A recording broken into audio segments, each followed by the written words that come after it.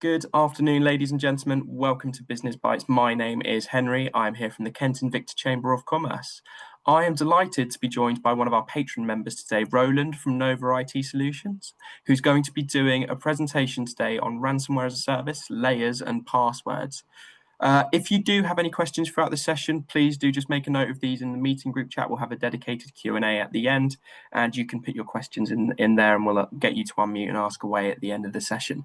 So that is enough from me. Roland, over to you. Okay, thanks, Henry. Thanks for the introduction. Hi, everyone. Thanks for giving up some of your afternoon to listen to me going on about ransomware and security layers and obviously passwords. I'll start off with some of the obvious things. Give me a second. Zoom is doing what it does. Wait for it to come the next one. There we go.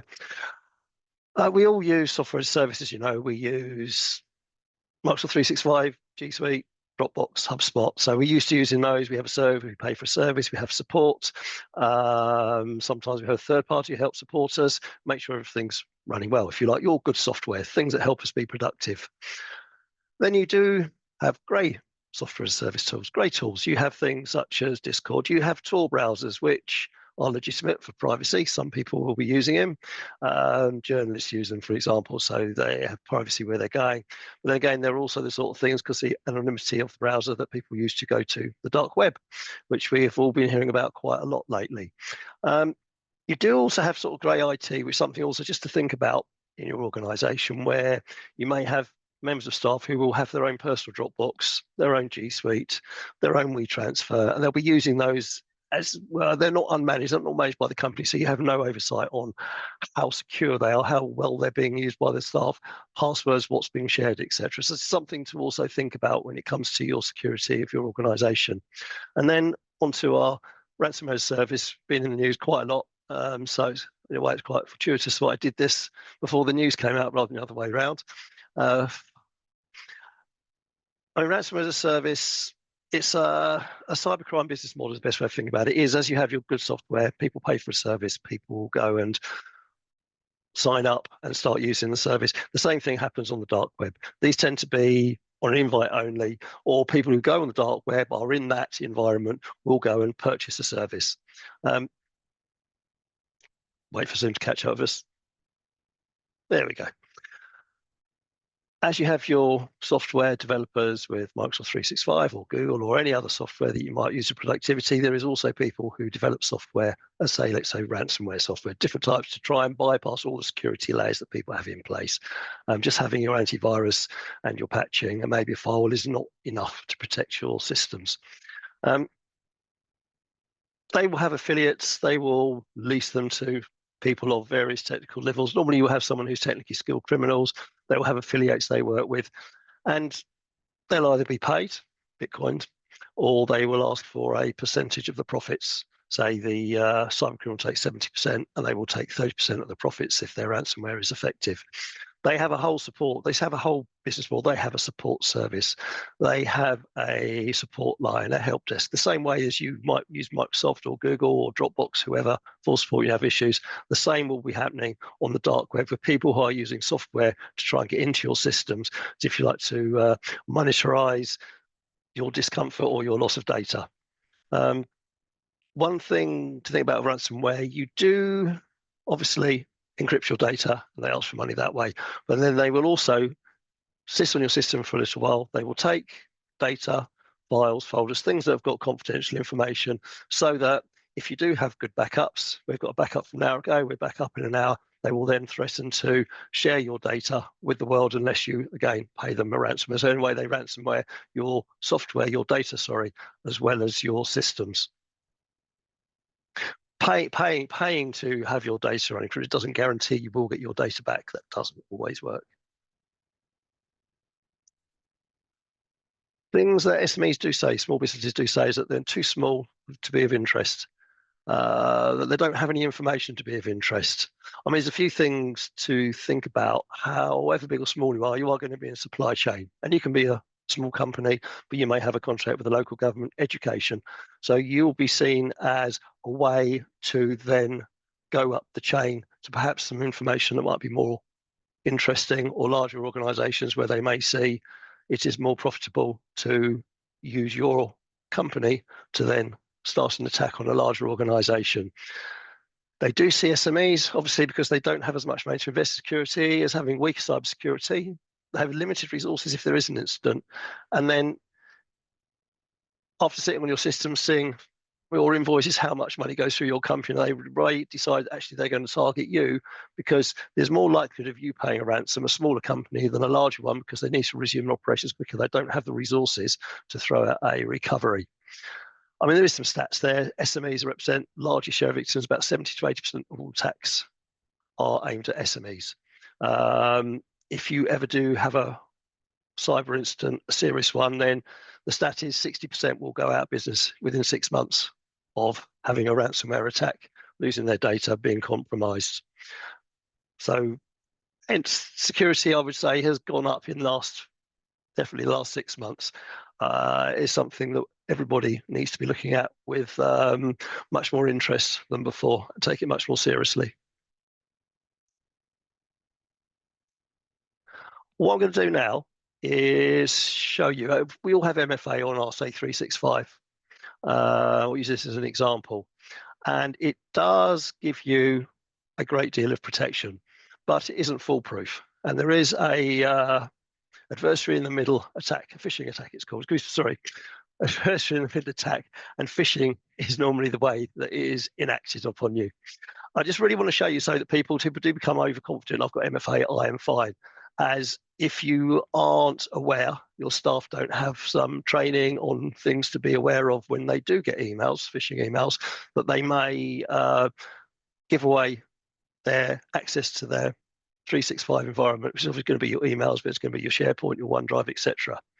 So on the right-hand side, we have our evil server. And what this does is proxy server. And a phishing email is sent out that will link back to this server. On the left at the moment, we've just got a normal Microsoft 365 login. So I'll start playing it and I'll pause it as we go. So we're going to log into 365 normally. This is Microsoft Online, as you normally would do. Authenticator will come up. We authenticate, yes. We always click yes. And we're in. And we've got an email. And it's a OneDrive, SharePoint share. Someone says they will do something trying to get people's information. Like this one says resignation letter. It may be whatever is of interest to the company. To be aware that there is a much more targeted attacks happening on companies of all size. We can go and scrape all the information. Anyone can do it of an organization, from LinkedIn, from their Facebook, the company Facebook side, from the company side, and you'll get a good idea of the organization structure, who is important in that. So you will have things that are targeted at you, and there will be things that they feel may grab your attention. We just use resignation letter as an example. Click on resignation letter, up it comes. There's a letter behind it now. When we click on this verify, this is now going to take us to this proxy server. It's going to pass through, and you can see not a legit site. So it is telling us in the URL, this is not Microsoft anymore. If you haven't spotted that, you carry on. You put your email address in, you put your password in, and then it's going to come up with the MFA again. Now this has gone to Microsoft and come back again. So it is passing the data to Microsoft and passing it back again. So it will authenticate you. Down here, you'll see it's got your username, it's got your passwords. And when you authenticate this way, click on yes, like we all do. Microsoft will send a token for your browser. And what's going to happen is, this is going to capture the token. There we go, token's been captured. And we have a cookie. So what's going to happen now is our bad actor is going to copy the cookie, and in the browser, he's going to get the cookie and he's going to import it into the web browser. So I'll quickly say, what happens is when you log in, you do MFA, you click on yes, you get a token, you get a cookie which is embedded into your browser. The default time period is 90 days. So that cookie will allow you to log in again without authenticating each time. So it's a way to make it more convenient for people when they're using cloud services.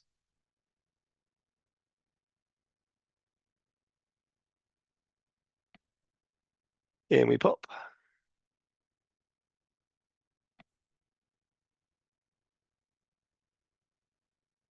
Import the cookie. And now our bad actor has logged into your 365 account. So he's got full access to your 365 account.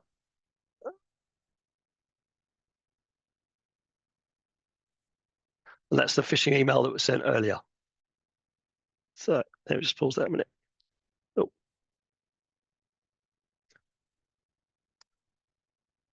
I'll bypass the backup slide. That was in case the embedded one didn't work. Okay. When someone has embedded that token into their browser like we just saw, that means they've got full access to your 365 environment, SharePoint, OneDrive, whatever you've got access to, they've got access to. They can now use your account to start another phishing attack onto maybe one of your customers, maybe one of your suppliers, or maybe another member of staff who may be more senior in the organization. And people are more likely than just to follow the link because it's now come from a trusted email address. It's come from someone that they know. We're not helpless. We do have, as we always talk about, layers of security. People call it an onion, you call it a castle, you call it a castle with lots of buildings, lots of walls around. The idea is if someone gets through one, then it won't get through the next one. You will catch it at some stage. I would say it's important to engage someone who is a specialist provider. We have support, we have AV, but you need an organization that will also give you advanced phishing. It will give you your next gen AV. It will give you what's called a security operations center. I will go on and go through those a little bit more. It will give you your software as a service protection. It has behavioral analytics, excuse me, or how your mailbox behaves. And when you put all of these things together, it's a lot harder for someone to compromise. So even if somebody actually does manage to log into your 365, let's say John is logging on from Oxfordshire, and then your bad actor logs on from the US or maybe Scotland, wherever it is, it's impossible to travel that far with those two logons. So your account will immediately get blocked. You do want to think about however big or small you are. If you do have a data breach, then the onus is going to be on you to show what you have done to protect yourself. And that's where, if you like, sort of compliance comes in and regulatory standards, sort of kind of boring words. But if you do put your layers of security in, it will allow you to show that you've done everything possible to protect yourself. Centralized password managers, we do talk about that quite a lot. I haven't gone into too much detail on this. Staff will invariably have a password, use it again, they will have a password, they will share the password, they will write it down. People do use password managers so that you have a unique password for each site. But what you really want to have is one that the organization, your company, actually manages for your staff. So that if something does happen, staff leaves, staff retires, you can then remove that access to all those passwords. If it's a personal password manager, they've still got all those details. So now you have now got to go and change all the passwords for all the services that person may or may not have had access to. I have put down that, if you do elevate your protection, as we've been talking about, started to in this, it will help reduce your cybersecurity insurance. It will mean that you will have good governance of your data. It will mean you start to actually meet sort of standards, say your cyber essentials. You will start to meet those requirements quite easily. It will elevate your protection against sort of cyber attacks. So I'll go on to the next slide. So we have your sort of layer security flow. I've just done it as a diagram just to explain it. But your provider wants to actually give you the whole layer protection, but not just say, look, we're going to give you this, this, this, and you can have a bit of this, a bit of that. Like literally, I'm going to buy a SOC, I'm going to buy the AI agents, I'll buy the next gen, but I don't want 24/7 support. You want these things to be put together, if you like, in a full service for you. So all of these services, they're joined up, they talk to each other, your SOC cyber essentials, cybersecurity professionals will then talk to your help desk, your technicians, the people who run something called a scene, which I'll explain in a minute, talk to your SOC team. And there is not a delay between people engaging with each other if there is an event. You also have people who will be managing your AI agents, which, if you like, are your second line of defense after your rules. So if something happens, your AI agent can be far quicker than a person responding on them. I'll go through the little things. Just, I'm sure some of you may know, some of you may not. I'm not sure. We've got a variety of people understand, but you have a security operations center that wants to be a 24/7 one. And what that does is your whole IT estate, your server, your desktop, your workstations, your SaaS, your cloud servers, it gathers the information from all of your computers into one, think of it as a dashboard. And that is analyzed. It's analyzed by AI agents, it's analyzed by rules, and there are cybersecurity technicians, engineers, specialists, humans who have oversight of that. So it gives a good picture of how your organization behaves. It gives a oversight of what is happening in your, they like to call it an IT estate because it includes everything. That way, if something does happen, it will be flagged up. And the first thing that will happen is the rules and the IAs will kick in and that account will be blocked. The password will be set to be rechanged. And then your cybersecurity professional, technician, engineer, specialist will have oversight of that. And then they will engage with your help desk, and your help desk will then engage with the customer at the end. It may be someone has logged in from, let's think, say they've gone to South Africa for holiday. That's somewhere that will flag things up, but they haven't told anybody. That will come up, and they know of the blocked account. Then we'll contact them. Are you on holiday there? Are you working there? Is this you? Okay, you can unblock the account. If not, you've blocked the account. There's been no data leak. There's been no compromise. The account is secured. Your SIEM, your security information event management, what that does is it analyzes all the events, all the logs. It has, depending on which one you use, but it has a wealth of information of things that are happening in the threat landscape, let's call it that. So they are in charge of making sure your agents are updated, make sure that your rules, making sure that the structure of your whole IT protection suite is up to date so that it will match any new threats that come in. So that if there's a zero-day attack, your agents, your rules, your phishing protection will be updated to protect you against that. So you're always basically just trying to stay so you don't end up, if you like, this is where the bad actors will start to change how they do, and you want to be making sure that you're here, there possibly, but no more than that. So you're very close to it. So you're not going to be compromised by something that hasn't been patched, for example. I've got AI and behavioural analysis of your mailboxes, of not how people behave, but how your mailboxes, your SharePoint access, how the systems behave. So if there's something that's an anomaly, then that will be flagged up and an action will be taken.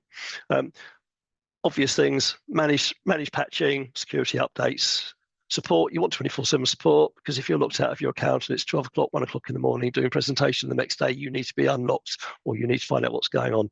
I am watching the time, Henry. Firewalls, we know about firewalls. Ideally, a managed firewall. If you have a managed firewall, hard managed firewall, that will then feed into your security operations center. You'll pull the data into the operations center. It's another bit of information about what's going on in your company data-wise. Again, I'll talk about the data because people aren't being monitored, people aren't being managed. It is the actual data that's the thing that's being managed, monitored, and looked after. Advanced phishing protection, dynamic banners. We all see the banner that says, this has come from an external resource or external person, be careful. But if you have a dynamic banner, it will say, Joe Blogs doesn't send you emails very well. This is the first time John has sent this email. Is this really John, or is it a phishing email from a compromised account? It may have a malicious link, and it will sit there and go, it may be from a trusted user, but it will have a big line saying, this is a malicious link, do not trust this link. So it does give you more information on the emails that are coming in. Spam filtering, obvious. Staff training awareness, the first touch to anything coming into your organization variably is a person. We went through the phishing attack, and that is the most popular way predominantly of a compromise starting. If you do have regular staff training and you have staff awareness of cybersecurity and things that can happen, then you've stopped it before it's got any further. You're not relying on any of the other things behind it. The person has stopped it. Password manager, I'll talk about that in a minute. Disaster recovery backups, they are very important. That is your last line. If everything else has gone horribly wrong, if you have a backup done, say, every hour is a good example. You have a backup, you go back an hour, and you can be back up and running an hour. So you've lost a maximum you lose of data is an hour. The maximum time to get you back up and running would be an hour. It depends on your organization how long you can wait to be back up and running and how much data you can afford to lose, because obviously when you have short time regular backups, short time disaster recovery, they become a bit more expensive. Penetration testing, there is a lot, I know, I'm sorry folks. It wants to be something called CREST certified, so that means the penetration testing is at standard. I talk about standards a lot. You have external ones, and what we'll do is they will pretend they're a hacker. They'll try and access your firewall at your office or wherever you tell it to go to. Any cloud services you have, if you have your own private servers, if you have your own cloud servers. So it will pretend that it is a malicious actor and find any vulnerabilities and see if we can actually access that. If they can access it, they won't do anything, but they will see what they can elevate. The internal, I won't go too much into that because there's lots more of this, but you basically have a box inside your network and it scans your network for vulnerabilities. And then if vulnerabilities are found, then if you like, a human will take over and actually try to action some of those vulnerabilities and see what access they can get to your systems. It's a way of hardening your security, internal and external. That's enough of the security layers. There's a few more, but that gives you a reasonable overview. I suppose I'm putting all this in and saying about you want to get a company that will give you all of this together, because if you have someone who specializes in this sort of stuff as well as your support and the things you normally get, then literally you still have that one organization, that one company to talk to.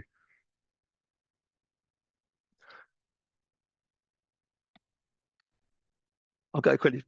Good password practice. It's obvious. Don't allow staff to reuse passwords. They may use it for their 365. They may use it for another one of your services, but if they use it for my puppy dog's coats, somewhere.com, if that ever gets compromised, same password, now that people have got passwords to your system, it's very easy to sit there and use, bad guys use the AIs as well as the good guys using the AIs. So it's very easy for them to actually do a brute force attack along a huge amount of services and support. Don't share passwords. We set that using a centralized company password manager, so you're in control of the passwords and they don't ever go outside of your company on third parties. And you do want to make sure you have a good password policy. You want to have like 3 words with a character, a number, exclamation. A minimum of 13 characters is where you are at the moment to make sure that it can't be attacked by a brute force attack. It can't be, if you like, guessed on a brute force attack. Capital, number, 1 non-alphanumeric. How do you pick your provider? What do you do look out for? Because there is lots. You go on the website, there'll be oodles of people that all have very nice websites. We'll all have lots of testimonials. We'll have lots of videos telling you how wonderful we are. But this is where we go to the standards. The only way you can really find out if someone is going to give you what they say they're going to give you and what they give you actually is going to meet a standard is if you say good ones to look out for are ISO certifications, but you do want to have UCAS certification, which means it will say it's UCAS, it will have a certificate number. If you just have an ISO 27001, that is just one you go and buy. Literally, you'll pay someone to write you a manual and they will stick it off and say you're working to this standard. The UCAS ones, you get audited at least once a year by an independent auditor, comes in and goes through everything and spends 2 or 3 days of your life. 27001, security management systems. 9001 quality, you know the quality. And they have a quality manual which they would adhere to. Environmental management, I mean, that's something we all want to do things for the environment. One good one to look at, you don't see too often, is business continuity, because that means the company that you're engaging also have their own business continuity management. Because if you entrust someone with their security, your IT, your support, you need to know that whatever happens, they're always going to be there and making sure that things are working for you. Cyber Essential certified, we see that a lot. And also make sure, I don't see this one so often, but your ICO, Information Commissioner's Office, make sure that they are registered with that as well, because that again means that they are a legitimate provider. And I think I've just about managed to squeeze it all in. A little bit of time for questions maybe, but Sorry, I did start talking faster and faster. Sorry, everybody. I got carried away explaining the server and how it works. That is okay, Roland. Thank you very much for that. Very much a whistle-stop tour on some really, really detailed topics. I'm sure you could have done longer sessions on each individual aspect of that. We do have a couple minutes remaining, so Rachel, Simon, Stuart, if either of you have any questions at all, please do ask away. Give them a moment to find the unmute button. If not, then we will call that there. So I would just like to thank everyone who was in attendance today for taking the time out of your lunch breaks to come and watch Business Bites and listen to this presentation. Roland, obviously, massive thank you as well for delivering that today. Like I said, very informative on a really detailed topic, so very difficult to cover all of it in a short space of time. Roland, if people want more information on this, what's the best way about them finding it? I mean, I'll put my details up, so feel free to, if you want to send us an email, if you want a little bit more information, or what's this, what's that, because we did cover an awful lot of things. But they're all kind of relevant. That's kind of the minimum you want to cover. You could dig into each subject for a lot longer.